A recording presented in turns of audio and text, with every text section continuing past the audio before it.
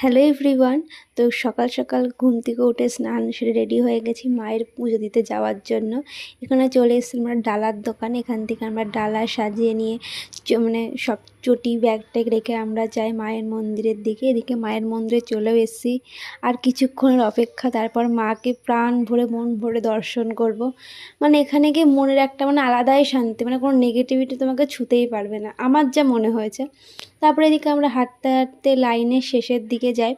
অনেকেই অনেক আগে থাকতে লাইন দিয়েছিল, আমরাও চেষ্টা করেছিলাম যে 3টে বা 4টের দিক থেকে লাইন দেওয়ার, কিন্তু ঘুম থেকে উঠতে পারিনি, সেটা আমাদেরই দোষ। তো এদিকে আমরা চলেও এসেছি লাইনে থেকে প্রচুর ভিড়। কিন্তু এখানে একটা বেশ জিনিস ভালো লেগেছে আমার, তোমাকে কন্টিনিউ লাইনে দাঁড়িয়ে থাকতে হবে না, পাশে লোহারি দিয়ে বসার জায়গা করা ছিল, তো তুমি দাঁড়িয়ে বসে থেকে থেকে লাইন দিতে পারো।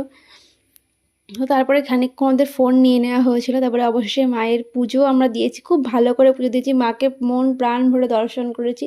তারপরে এদিকে আমরা এসে ধূপকাঠি মোমবাতি এগুলো জ্বালিয়ে নিলাম। তারপরে এদিকে আমি একটা মনস্কামনা মানত করে গেছি, যেটা আমার পূর্ণ হলে আমি আবারও যাব তারাপীঠে মায়ের দর্শন করতে। তার আগে হয়তো আমি যাব না। তারপরে এদিকে এসে আমরা ফোন টোনগুলো নিয়ে মন্দির থেকে বেরোনোর চেষ্টা করছি, কিন্তু প্রচুর ভিড়, যেহেতু সবাই ট্রেনটা পুজো দিতে এসেছিলো। তারপরে আমরা বেরিয়ে চলে আসলাম। এসে যেই দোকান থেকে আমরা ডালা নিয়েছিলাম তারাই আমাদের পুজোর প্রসাদ ফুল সব প্যাকেট করে দিয়েছিল, আমাকে ফুলের মন্দির থেকে একটা মালা দিয়েছিল, তো এটা আমি বাড়ির জন্য নিয়ে এসেছিলাম। তারপরে আমরা ওখান থেকে কাছে একটা দোকানে খেতে গেলাম, আলুর পরোটা ছিল, ওটা খেয়ে টেনে আমরা মার্কেটে কিছু কেনাকাটা করতে বেরোই বাড়ির সবার জন্য। তো আমি এখান থেকে রুদ্রাক্ষ নিয়ে নিই।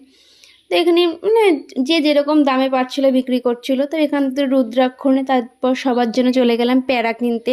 তারাপীঠে আসে সবার জন্য প্যারা নেব, এটা তো হতেই পারে না। তারপরে চলে গেলাম মায়ের মন্দিরে। মায়ের স্থানে এসে মায়ের একটা ফটো না নিয়ে গেলে হয়, তো এখান থেকে ফটো নিয়ে তারপরে চলে গেলাম ব্যাগ কিনতে। আমার মার জন্য একটা ব্যাগ কিনেছিলাম।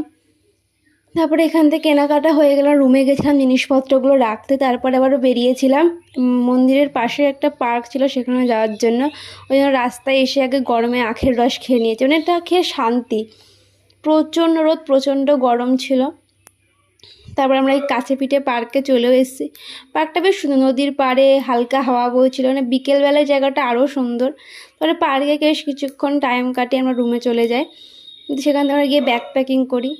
পার্কটা আমার খুবই ভালো লেগেছে, ছবি টবিও তুলি। তো আজকের ভিডিওটা এই পর্যন্তই। তোমাদের যদি ভালো লেগে থাকে তাহলে অবশ্যই like comment share and subscribe করতে ভুলো না।